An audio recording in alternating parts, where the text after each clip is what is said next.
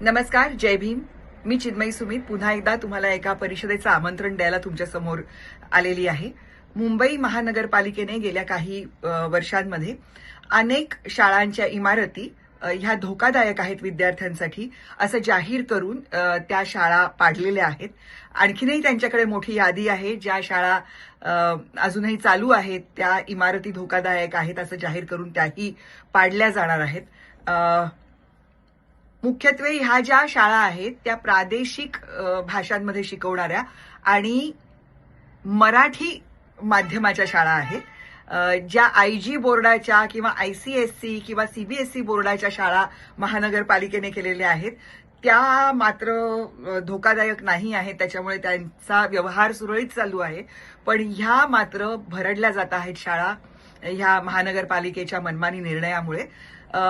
अशा ज्या काही शाळा आहेत ज्याचे विद्यार्थी वंचित राहत आहेत शिक्षणापासून, अशा शाळांचे पालक किंवा त्या शाळांशी संबंधित जी माणसं आहेत ती येऊन ह्या परिषदेमध्ये बोलणार आहेत. आपली जी काही व्यथा आहे ती आपल्यासमोर ठेवणार आहेत. आम्ही गेली अनेक वर्ष ह्या क्षेत्रामध्ये काम करतो आहोत. मराठीसाठी जनमत तयार करतो आहोत. अशा परिस्थितीमध्ये आम्ही उगीच साप म्हणून भुई धोपटतोय का हेही तुम्हाला कळेल जर तुम्ही परिषदेला आलात तर. खरीच काय समस्या आहे आणि त्याच्याबद्दल आपण मराठी माणूस म्हणून आपण काही करणं आवश्यक आहे का, देणं लागतो का, ह्याची एकदा आपल्याला जाणीव करून घ्या असं मला वाटतंय. आम्ही जे काम करतोय ते बरोबर करतोय का उगीच करतोय, आम्ही वेळ वाया घालवतोय, ह्याचा धांडोळा आम्हालाही घेता येईल तुमच्या उपस्थितीमध्ये. त्याच्यामुळे ह्या शाळांच्या समस्या जाणून घेण्यासाठी आणि त्यांचं निराकरण करण्यासाठी आपल्याला काय करता येईल हे बघण्यासाठी निश्चित ह्या परिषदेला आपण आपली उपस्थिती दर्शवा.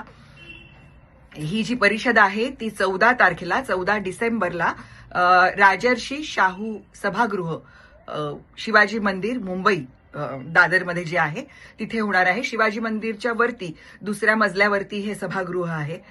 आपण सर्वच जण मोठ्या संख्येने इथे उपस्थित राहाल अशी मी आशा करते. मी दुर्दम्य आशावादी बाई आहे.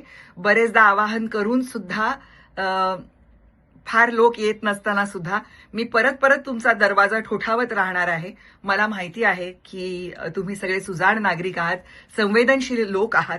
त्याच्यामुळे तुम्ही निश्चित ह्या परिषदेला याल आणि समस्या जाणून घेऊन त्यांचं निराकरण करण्यासाठी आमचे हात मजबूत कराल. नमस्कार, जय भीम, जय मराठी, जय महाराष्ट्र.